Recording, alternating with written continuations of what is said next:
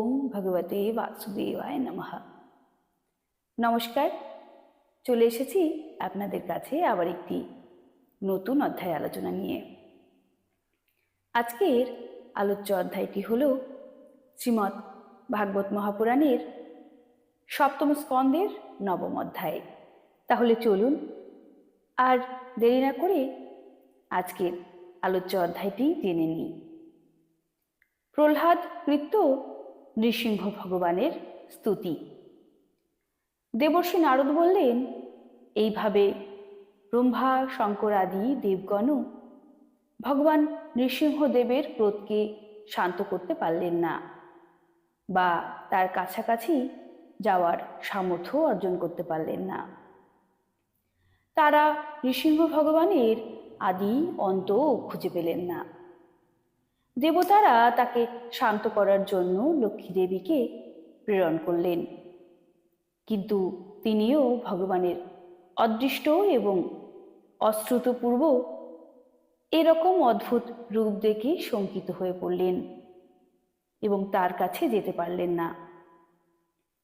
তখন নিজের সমীপে দণ্ডায়মান প্রহ্লাদকে ব্রহ্মা বললেন, বৎস, তোমার পিতার জন্যই ভগবান এই রকম কুপিত হয়েছেন। এখন তুমি কাছে গিয়ে তাকে শান্ত করো। ভগবানের পরম ভক্ত প্রহ্লাদ আপনার আদেশ শিরোধার্য। এই কথা বলে শান্তভাবে ভগবানের কাছে গিয়ে কৃতাঞ্জলি হয়ে সাষ্টাঙ্গে মাটিতে পরিণত হলেন। পদপ্রান্তে ছোট এক শিশুকে আনত অবস্থায় পড়ে থাকতে দেখে নৃসিংহদেবের হৃদয় করুণায় আপ্লুত হল। তিনি সস্নেহে প্রহ্লাদকে তুলে তার মাথায় করকমল স্থাপন করলেন। কালসর্পের ভয়ে ত্রস্ত পুরুষকে যে অভয় হস্ত নিশ্চিন্ত করে, সেই হাতের স্পর্শ পাওয়া মাত্র প্রহ্লাদের যা কিছু একটু আধটু অশুভ সংস্কার বর্তমান ছিল, তাও বিদূরিত হয়ে গেল। তৎক্ষণাৎ তার ব্রহ্মাত্ম তত্ত্বের অনুভব হল। তিনি গভীর প্রেমানন্দে মগ্ন হয়ে ভগবানের চরণ কমল আপন হৃদয়ে ধারণ করলেন। তার সারা শরীর পুলকিত হয়ে উঠল।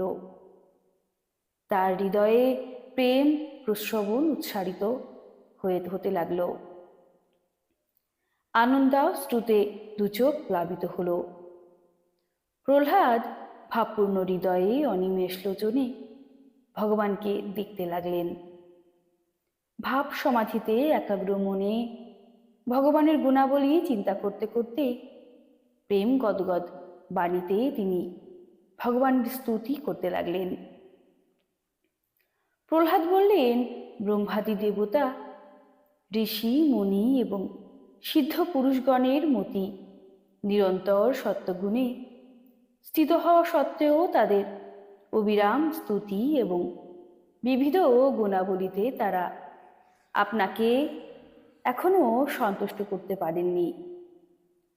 তমগুণ প্রধান অসুরকুলে জাত আমার প্রতি কি আপনি প্রসন্ন হবেন?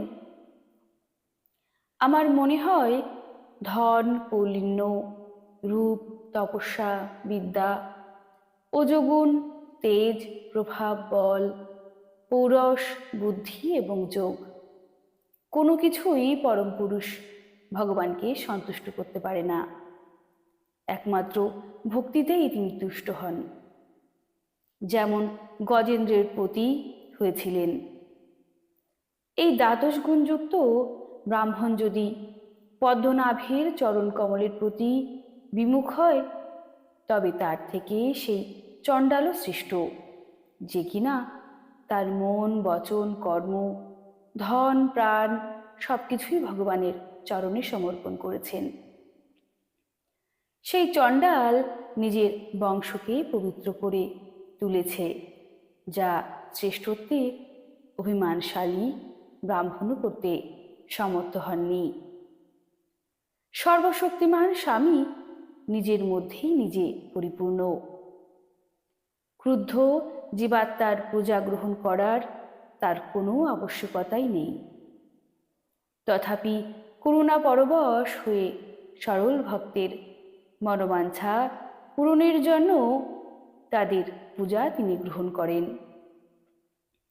মুখশ্রী যেমন দর্পণের দৃশ্যমান প্রতিবিম্বকেই সুন্দর করে তোলে, তেমনি ভক্ত ভগবানকে যে সম্মান প্রদান করেন সেই মান তিনি নিজেই ফিরে পান। এই জন্য সর্বথা অযোগ্য এবং অনধিকারী হওয়া সত্ত্বেও সমস্ত সংকোচ পরিত্যাগ করে নিজ বুদ্ধি অনুসারে আমি সর্বপ্রকারে ভগবানের মহিমা কীর্তন করেছি। এই মহিমা কীর্তনের এমনই প্রভাব যে অবিদ্যার বশীভূত হয়ে সংসার চক্রে পরিভ্রমণরত জীব তৎক্ষণাৎ পবিত্র হয়ে যায়। হে সত্যগুণাশ্রয় দেব, ব্রহ্মাদি সকল দেবতা আপনার আজ্ঞাকারী সেবক মাত্র। আমাদের মতো দ্বৈতদের ন্যায় তারা আপনার প্রতি দ্বেষ করে না। আপনি জগতের কল্যাণ এবং অভ্যুদয়ের নিমিত্ত, এবং তাকে আত্মানন্দের আস্বাদ দেওয়ার জন্য আনন্দময় অবতার রূপে জন্মগ্রহণ করে বিধিত প্রকার লীলা করেন। যে অসুরকে বধ করার জন্য আপনি ক্রোধের আশ্রয় নিয়েছিলেন সে তো মৃত। এখন আপনি আপনার ক্রোধকে প্রশমিত করুন। বিষধর সর্প এবং বৃশ্চিকের মৃত্যুতে সজ্জনবৃন্দ যেমন স্বস্তি লাভ করে, তেমনি এই দুরন্ত দৈত্যের সংহারও সকলকে খুশি করেছে। তারা এখন আপনার শান্ত ও আনন্দময় রূপ দর্শনের জন্য উদ্গ্রীব হয়ে আছে। ভয় থেকে মুক্ত হওয়ার জন্য মানুষ যুগে যুগে আপনার এই নৃসিংহ মূর্তি স্মরণ করবে। হে দেব, আপনার ভয়ঙ্কর মুখ, লোল, জিহ্বা, সূর্য সমান তেজে দীপ্ত দৃষ্টি, ভয়ানক ভ্রুকুটি, তীক্ষ্ণ করাল দন্তরাজি, গলদেশে অন্ত্রসমূহের মালা, রুধির লিপ্ত কেশর, শঙ্কুর মতো উদ্ভথিত কর্ণ, দিগ্বিজয়ের ভয়ে উৎপাদনকারী সিংহনাদ, শত্রুদেহবী দাড়ি আপনার নখরাজি দেখেও কিন্তু আমি মুহূর্তের জন্য ভীত হইনি। হে দীনবন্ধু, আমি এই দুঃসহ উগ্র সংসার চক্রের তীব্র পেষণকেই ভয় করি। আমার কর্মপাশই আমাকে যেন বদ্ধ অবস্থায় ভয়ঙ্কর সাপ সমূহের মধ্যে ফেলে দিয়েছে। প্রভু, আপনি প্রসন্ন হয়ে সকল জীবকুলের একমাত্র আশ্রয় এবং মোক্ষস্বরূপ আপনার ওই পাদপদ্মে কবে আমায় ডেকে নেবেন? হে অনন্ত, আমি যতবার যে কোনো যোনিতেই জন্মগ্রহণ করেছি ততবারই প্রিয় বিয়োগ এবং অপ্রিয় সংযোগের শোকাগ্নিতে দগ্ধ হয়েছি। সেই দুঃখ প্রতিষেধক ঔষধও মূর্তিমান দুঃখ ব্যতীত আর কিছু নয়। না জানি কবে থেকে আপন অতিরিক্ত বস্তুকে আত্মা মনে করে দিশাহীনভাবে ঘুরে বেড়াচ্ছি। আপনি এমন কোনো সাধন মার্গ নির্দেশ করুন যে পথে আপনার প্রতি দাস্য ভক্তি লাভ করতে পারি। প্রভু, আপনি আমাদের প্রিয়তম হিতৈষী বান্ধব। প্রকৃতিপক্ষে আপনি সকলের পরমারাধ্য। ব্রহ্মা কর্তৃক গীত আপনার লীলা কথা কীর্তন করে আমি বড় সহজ পথে আসক্তি প্রভৃতির প্রাকৃত্য গুণসমূহের থেকে মুক্ত হয়ে সংসারের দুর্গম পথ উত্তীর্ণ হয়ে যাব। কারণ আপনার চরণ যুগল নিবাসী ভক্ত পরমহংস মহাপুরুষদের সঙ্গও আমি প্রতিনিয়তই লাভ করব। হে ভগবান নৃসিংহ, ইহলোকে দুঃখী জীবকুলের দুঃখ নিবারণের জন্য যেসব প্রতিধ্বনি নির্দেশ করা হয় সেগুলি কিন্তু আপনার প্রতি উপেক্ষা প্রদর্শন করা হলে ক্ষণকালের বেশি স্থায়ী হয় না। যেমন বাবা মা নিজের পুত্রকে রক্ষা করতে পারে না, ঔষধ রোগ সারাতে পারে না, এবং অকুল পারাবারে ডুবন্ত মানুষকে নৌকাও রক্ষা করতে পারে না। সত্যাদি গুণের কারণে ভিন্ন ভিন্ন স্বভাবের ব্রহ্মাদি যে সকল শ্রেষ্ঠ এবং কালাদি যে সকল কনিষ্ঠ কর্তা আছেন, তারা সকলেই আপনার দ্বারাই চালিত। তারা আপনার প্রেরণাতে যে আধার স্থিত হয়ে, যে নিমিত্তে, যে মৃত্তিকাদি উপকরণে, যে সময়ে, যে সকল সাধনের দ্বারা, যে অদৃষ্টাদির সহায়তায়, যে প্রয়োজনে, যে বিধিতে যা কিছু উৎপন্ন করেন বা রূপান্তর ঘটান, তার সবই আপনারই স্বরূপ। পুরুষের অনুমতিতে কাল দ্বারা গুণসমূহের মধ্যে ক্ষোভ উৎপন্ন হওয়ার পর মায়া মন প্রধান লিঙ্গ শরীরের নির্মাণ করে থাকে। সেই লিঙ্গ শরীর বলবান, কর্মময় এবং অনেক নামরূপে সুচারুরূপে বিন্যস্ত, ছন্দময়।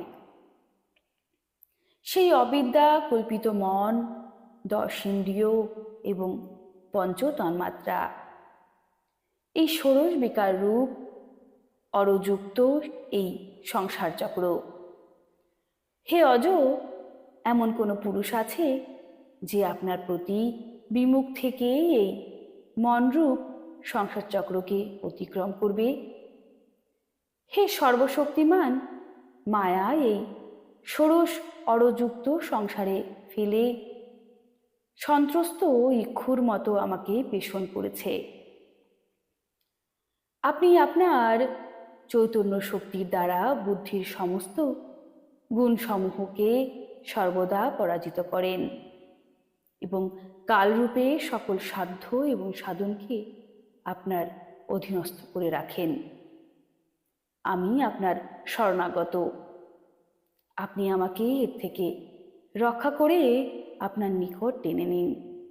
ভগবান, যার জন্য সংসারী ব্যক্তি লালায়িত থাকে, স্বর্গে লৌভ সমস্ত লোকপালের সেই আয়ু, ধন এবং ঐশ্বর্য আমার দেখা হয়ে গিয়েছে।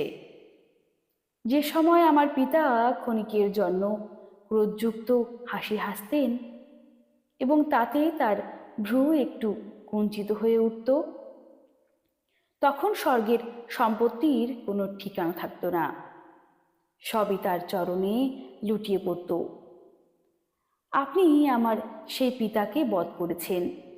সেই কারণে ব্রহ্মলোকের মতো আয়ু, ধন, ঐশ্বর্য ও ইন্দ্রিয়ভোগ যা সাংসারিক মানুষদের আকৃষ্ট করে, তা আমি চাই না। কারণ আমি জানি যে অত্যন্ত শক্তিশালী কালরূপ ধারণ করে আপনি সমস্তই গ্রাস করে রেখেছেন। তাই আমাকে ভৃত্য হিসাবে আপনার অন্যান্য ভৃত্যবৃন্দের সন্নিধানে নিয়ে চলুন। বিষয়ভোগের কথা শুনতে অত্যন্ত ভালো লাগলেও বাস্তবে তা তৃষ্ণার্ত হরিণের মরীচিকার জল পাওয়ার মতো নিতান্তই অসত্য, এবং এই ভোগাসক্ত শরীরও অত্যন্ত রোগের উৎসস্থল। সুতরাং এই মিথ্যা বিষয়ভোগ এবং এই রোগযুক্ত শরীর, এই দুই ক্ষণস্থায়ী এবং অসার, এ কথা জেনেও মানুষ এর প্রতি বিরক্ত হয় না। বহু কষ্টে লব্ধ ভোগসমূহের ক্ষুদ্র ক্ষুদ্র মধুবিন্দের দ্বারা নিজের কামানল নিবার্পিত করার চেষ্টা করে।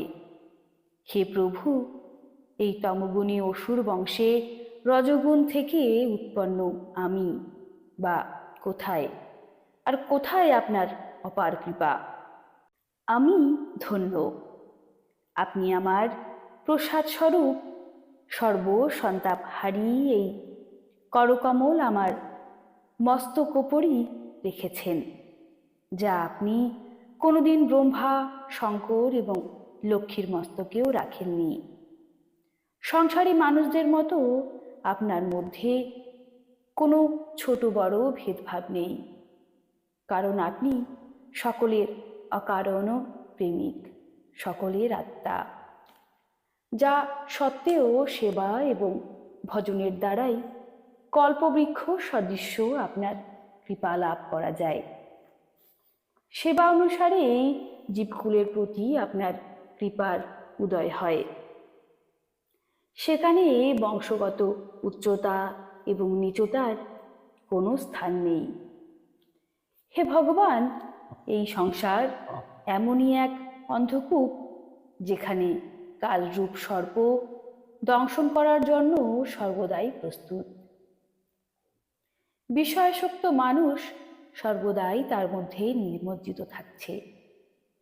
আমিও সঙ্গদোষবশত সেই পথেই যেতে উদ্যত হয়েছিলাম, কিন্তু ভগবান দেবর্ষি নারদ আমাকে আপন জনমন করে বাঁচিয়ে দিয়েছেন।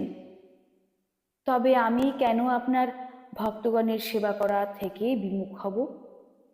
হে অনন্ত, যখন অন্যায় কাজ করতে উদ্যত আমার পিতা হাতে খড়গ নিয়ে বলতে লাগলেন, যদি আমি ছাড়া কোনো ঈশ্বর থাকে তাহলে তোকে রক্ষা করুক, এখন আমি তোর শিরচ্ছেদ করব, ঠিক সেই সময়ে আপনি আমার প্রাণ রক্ষা করে আমার পিতাকে বধ করেছেন।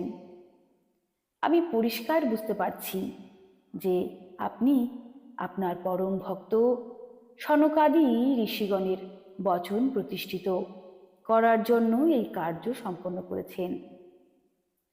হে ভগবান, এক আপনি এই সম্পূর্ণ জগৎ, এর আদিতে আপনি কারণ রূপে ছিলেন, অন্তেও আপনি শেষ সীমা রূপে থাকবেন। এই দুয়ের মধ্যেও এই জগৎ প্রতীতি রূপে আপনি রয়েছেন। আপনি আপনার মায়া শক্তি দ্বারা গুণাদির পরিণাম স্বরূপ এই জগতের সৃষ্টি করেছেন। যদিও এই সৃষ্টির পূর্বেও আপনি বর্তমান ছিলেন, তথাপি এর মধ্যে প্রবেশের লীলা করে গুণাদি যুক্ত হয়ে এক আপনি বহুরূপে প্রতীত হচ্ছেন। হে দেব, যা কিছু কার্যকারণ রূপে প্রতীত হয় তার সব কিছুই আপনি, এবং এতদ্দিত যা কিছু তাও আপনি।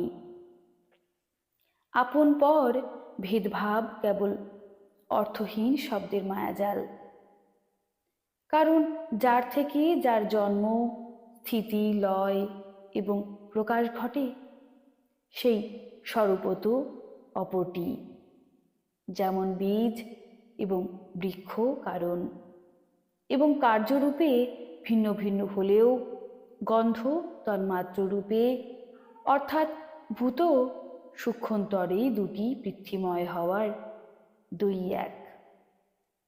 ভগবান, আপনি এই বিশ্বচরাচরকে আপনার মধ্যে বিলীন করে আত্মানন্দে মগ্ন অবস্থায় নিষ্ক্রিয়ভাবে প্রলয়োপদি জলে শায়িত থাকেন। সেই সময় আপনি স্বয়ং সিদ্ধ যোগ বলে বাহ্য দৃষ্টিকে বন্ধ রেখে নিজ স্বরূপের প্রকাশের মধ্যে নিদ্রাকে বিলীন করে তুরীয় ব্রহ্মপথে অবস্থান করেন। এই অবস্থানকালে আপনি তমগুণ এবং বিষয় উভয়ের সঙ্গেই সম্পূর্ণ সম্পর্ক বর্জিত অবস্থায় বিরাজ করেন। স্বীয় কালশক্তি দ্বারা প্রকৃতির গুণসমূহকে আপনি প্রেরণ করেন। তাই ব্রহ্মাণ্ড আপনারই শরীর। প্রথমাবস্থায় তা আপনার মধ্যেই লীন ছিল। প্রলয়কালীন জলে শেষ শয্যায় শয়ান আপনি যখন যোগনিদ্রার সমাধি ত্যাগ করেন, তখন ক্ষুদ্র বীজ থেকে যেমন বিশাল বটবৃক্ষ মাথা তোলে, তেমনি আপনার নাভি থেকে ব্রহ্মাণ্ড রূপ কমল উত্থিত হল। সেই পদ্মের উপর সূক্ষ্মদর্শী ব্রহ্মা প্রকটিত হলেন। তখন তার চতুর্দিকে কমলাসন ব্যতীত আর কিছুই দৃষ্টিগোচর হল না। বীজরূপে ব্যাপ্ত আপনাকে নিজের মধ্যে জানতে না পেরে তিনি আপনাকে নিজের বাইরে অবস্থিত মনে করে জলের মধ্যে প্রবিষ্ট হয়ে 100 বৎসর ধরে অনুসন্ধানে ব্যস্ত রইলেন, কিন্তু কিছুই খুঁজে পেলেন না। অবশ্য তাই স্বাভাবিক, কেননা বীজ থেকে অঙ্কুর উদ্গমের পর সমগ্র বৃক্ষে ব্যাপ্ত সেই বীজের পৃথক অস্তিত্ব কিভাবে পাওয়া যাবে? ভগবান ব্রহ্মা হার মেনে আশ্চর্যান্বিত হয়ে পদ্মের উপর বসে পড়লেন।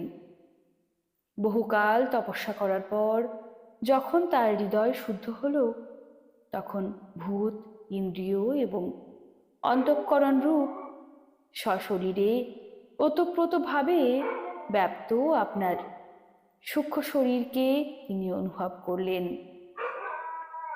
যেমন পৃথিবীতে পরিব্যাপ্ত তার অতি সূক্ষ্ম তন্মাত্রা গন্ধরূপেই অনুভূত হয়।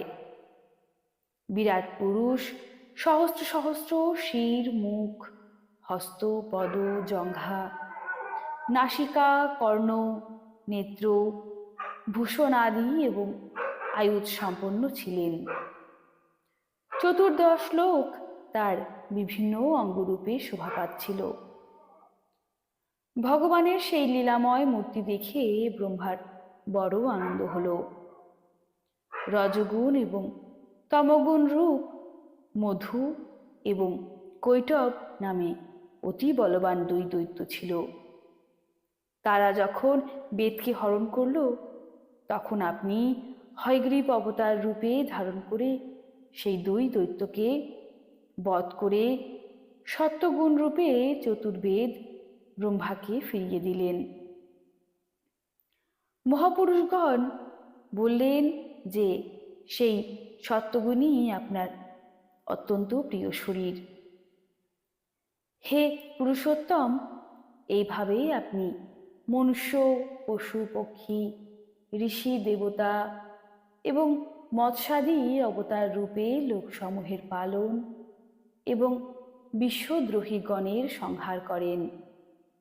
এইভাবে অবতার রূপ পরিগ্রহণের মাধ্যমে আপনি যুগে যুগে ধর্মকে রক্ষা করেন। কলিযুগে আপনি নিজেকে গুপ্ত রেখে অবস্থান করছেন। সেই জন্য আপনার আরেক নাম ত্রিযুগ। হে বৈকুণ্ঠনাথ, আমার মন বড়ই দুর্দশাগ্রস্ত। একেই তো সে নিজেই দুঃখশীল, তারপর পাপ কামনা দ্বারা জর্জরিত। হর্ষ, শোক, ভয়, লোক, পরলোকের চিন্তা, ধন, পত্নী, পুত্রাদি ভাবনায় ব্যাকুল হয়ে থাকে। আপনার লীলা কীর্তনের মধ্যে সে কোনো আনন্দ খুঁজে পায় না। এই সকল কারণেই আমি দীনহীন হয়ে আছি। আপনার স্বরূপ চিন্তন কি করে করব? হে অচ্যুত, জিহ্বা পূর্বে অনাস্বাদিত সাধু বস্তুর রসগ্রহণের প্রতি ধাবিত হচ্ছে। শারীরিক কামনা সুন্দরী স্ত্রীলোকের দিকে ধাবিত হচ্ছে। ত্বক কোমল স্পর্শের প্রতি, উদর ভোজনের প্রতি, কান মধুর গীতের প্রতি, নাসিকা সুগন্ধের প্রতি, চপল নেত্র সৌন্দর্যের প্রতি আমাকে আকৃষ্ট করছে। এসব ব্যতীত কর্মেন্দ্রিয় নিজ নিজ বিষয়ে আকৃষ্ট হবার জন্য ব্যাকুল।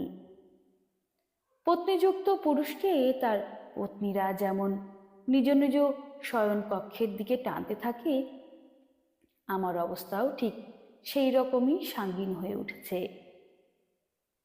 এইভাবেই নিজ জীবের কর্মবন্ধনে আবদ্ধ হয়ে সংসার রূপ বৈতরণীতে নিমজ্জিত হয়ে আছে। জন্ম থেকে মৃত্যু, আবার মৃত্যু থেকে জন্ম, এবং এই দুই কর্মভোগ করতে করতে সর্বদা মহাভয়ে ভীত হয়ে থাকছে। আপন পর ভেদ করতে করতে কারোর সঙ্গে মিত্রতা করছে, তো কারোর সঙ্গে শত্রুতা। আপনি মূর্খ জীবের এই দুর্দশা দেখে করুণায় দ্রবীভূত হন। হে ভবনদীর কাণ্ডারী, এই জীবকুলকে আপনি উদ্ধার করুন। হে জগৎগুরু, আপনি সৃষ্টি, স্থিতি ও লয়ের কর্তা। এই সংসার নদী থেকে জীবকে পার করার আপনি কি উপায় ভেবেছেন? হে দীননাথ, সাংসারিক বুদ্ধিহীন সরল ব্যক্তি মহান পুরুষের বিশেষ অনুগ্রহ ভাজন হয়, কিন্তু আমার তার প্রয়োজনও নেই, কারণ আপনি আপনার প্রিয়জনের সেবাদাস। তাই সংসার সাগর পার হওয়ার কোনো ভাবনাই আমার নেই। হে পরমাত্মস্বরূপ, এই ভব বৈতরণী পার হওয়ার অন্যান্য ব্যক্তিদের কাছে কঠিন হলেও আমি কিন্তু মুহূর্তের মধ্যেও চিন্তিত হই না, কারণ আমার মন বৈতরণীতে নয়, স্বর্গীয় অমৃতকেও যা পরাজিত করে পরমাত্মিত স্বরূপ সেই আপনার লীলা কীর্তনে মগ্ন থাকে। আপনার গুণগান করা থেকে মুখ ফিরিয়ে নিয়ে যাওয়া যারা ইন্দ্রিয়গ্রাহ্য বিষয়সমূহের মায়াময় মিথ্যা সুখ পাওয়ার জন্য নিজের মাথার উপর সারা সংসারের ভার বহন করে নিয়ে বেড়াচ্ছেন, আমি সেই সকল মূর্খ প্রাণীগণের জন্য শোক করছি। হে প্রভু, বড় বড় মুনি ঋষিরা নিজের নিজের মুক্তির নিমিত্ত অরণ্যবাসী হয়ে মৌনব্রত অবলম্বন করেন। অন্যের মুক্তির ব্যাপারে কিন্তু তারা উদাসীনই থাকেন, কিন্তু আমার মনের গতি ভিন্ন প্রকার। আমি এই অবোধ অসহায় দিনহীনদের পরিত্যাগ করে একা মুক্ত হতে চাই না, আর এই বিপদগামী জীবদের উদ্ধার করার জন্য আপনি ছাড়া আর কেউ কোথাও নেই। সংসারে বদ্ধ জীব মৈথুনাদি জনিত যে তুচ্ছ সুখভোগ করে তা পরিণামে দুঃখ বই কিছু নয়। কেউ যদি দাদির জায়গায় চুলকায় তবে তাৎক্ষণিক একটু আরাম হলেও পরিণামে তা বিষক্রিয়ার ফলে দুঃখদায়ী হয়। অবোধ জ্ঞানী কিন্তু বহু দুঃখ ভোগ করেও বিষয় থেকে বিরত হয় না। দাঁতকে যদি না চুলকানো হয় তবে তা সুখকর পরিণামে যায়। তেমনি ধীর পুরুষ কামাদি বেগকেও সংযত রেখে তার বিনাশ ঘটাতে সমর্থ হন। হে পুরুষোত্তম, মুখ্যের 10 প্রকার সাধন প্রসিদ্ধ, তা হল মৌন, ব্রহ্মচর্য, শাস্ত্রশ্রবণ, তপস্যা, স্বাধ্যায়, স্বধর্ম পালন, যুক্তি দ্বারা শাস্ত্র ব্যাখ্যা, নির্জনে অবস্থান করা, জপ এবং সমাধি। কিন্তু অসংযমীর কাছে এগুলি জীবিকা নির্বাহের অনুষ্ঠান মাত্রে পর্যবেসিত হয়। বগ ধার্মিকের স্বরূপ যতদিন পর্যন্ত না মানুষের গোচরে আসছে ততদিন পর্যন্ত তারা জীবিকা সাধন করে থাকে, আর তা জানাজানি হওয়া মাত্রই সমস্ত কৌশল ব্যর্থ হয়ে যায়। বেদ, বীজ ও অঙ্কুরের মতো কার্য ও কারণ রূপ আপনার 2 রূপেই নির্মাণ করেছে। প্রকৃতিপক্ষে আপনি প্রাকৃতিক রূপরহিত, কিন্তু এই কার্যে এবং কারণ রূপে ব্যতীত আপনাকে জানার আর কোনো সাধন মার্গ নেই। কাষ্ঠে গুপ্তভাবে পরিব্যাপ্ত অগ্নিকে যেমন ঘর্ষণের দ্বারা প্রকাশিত করা হয়, তেমনি যোগীগণ ভক্তযোগের সাধনার দ্বারা কার্য ও কারণের মধ্যে আপনার অনুসন্ধান করেন। কারণ প্রকৃতিপক্ষে এই দুই রূপ আপনার থেকে পৃথক নয়, বরং আপনারই স্বরূপ। হে অনন্ত, হে প্রভু, বায়ু, অগ্নি, পৃথিবী, আকাশ, জল, পঞ্চভূত, প্রাণ, ইন্দ্রিয়, মন, চিত্ত, অহংকার, সম্পূর্ণ জগৎ, সগুণ এবং নির্গুণ, সব কিছু কেবলই আপনি। এমনকি মন এবং শব্দের দ্বারা যা কিছু নিরূপিত হয় তা সবই আপনি, ভিন্ন আর কিছু নয়। হে সমগ্র কৃত্তির আশ্রয় ভগবান, ঈশ্বরত্বাদি গুণ ও তার পরিণাম মহত্ত্বাদি দেবতা, মনুষ্য এবং মন প্রভৃতি কোনো কিছুই আপনার স্বরূপ উপলব্ধি করতে সমর্থ নয়, কারণ তারা আদ্যান্ত বিশিষ্ট, কিন্তু আপনি অনাদি এবং অনন্ত। এরূপ বিচার করে জ্ঞানী ব্যক্তিরা শব্দজালের মায়া থেকে দূরে থাকেন।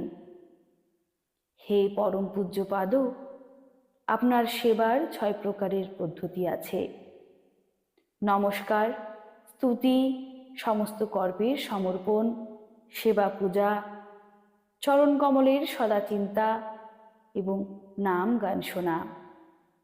এই সরঙ্গ সেবা পদ্ধতি ছাড়া আর কিভাবে আপনার চরণ কমল প্রাপ্ত হওয়া যাবে? ভক্তি বিনা কিভাবেই বা আপনাকে পেতে পারি? হে প্রভু, আপনি তো আপনার পরম ভক্তজনের পরমহংসের সর্বস্ব। দেবর্ষি নারদ বললেন, এইভাবে অত্যন্ত ভক্তি ভরে ভক্ত প্রহ্লাদ প্রকৃতি এবং প্রাকৃত গুণরহিত ভগবানের স্বরূপ বর্ণনা করলেন। এরপরে তিনি ভগবানের শ্রীচরণে নতমস্তক হয়ে নিশ্চুপ হয়ে রইলেন। নৃসিংহ ভগবানের ক্রোধ শান্ত হয়ে গেল এবং তিনি প্রসন্ন হয়ে প্রেমপূর্ণ বচন বলতে লাগলেন।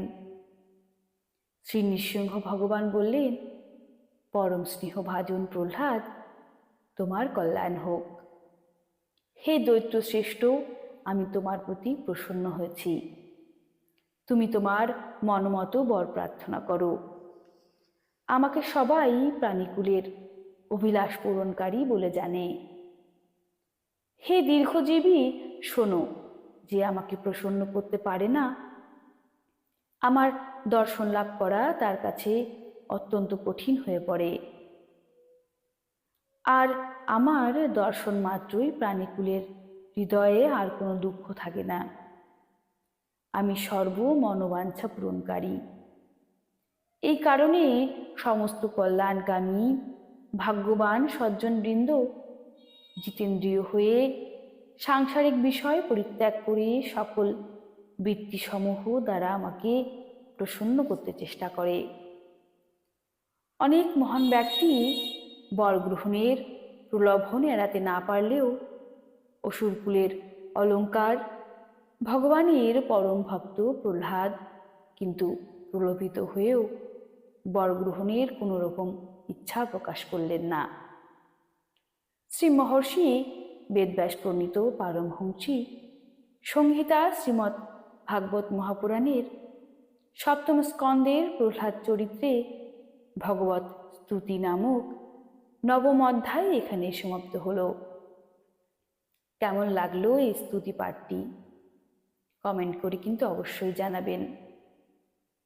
আর আমরাও যদি এই রকম ভগবানের ভক্তি করতে পারি, অবশ্যই আমাদেরও ভগবানের প্রাপ্তি হবে। তাহলে সবাই মিলে চলুন আমরা মহামন্ত্র পাঠ করি। হরে কৃষ্ণ কৃষ্ণ কৃষ্ণ হরে হরে, হরে রাম রাম রাম হরে হরে।